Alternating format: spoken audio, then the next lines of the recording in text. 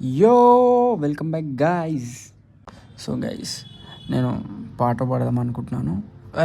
షాక్గాకండి, మీరు కరెక్టే విన్నారు, పాటనే పాడదాం అనుకుంటున్నాను.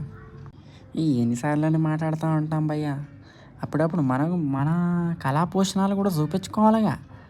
సో కాస్త అడ్జస్ట్ అయ్యి పెద్ద మనసు చేసుకోండి, నా గొంతుని వినండి అబ్బా. ఒక 2 లైన్లు పాడతాను.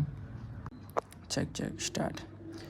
నా మనసే మనసే నీదే కదలే, నీ మనసే మనసే నాదే కదలే, నీ పాదల తోడంట నీ నీడై వస్తా,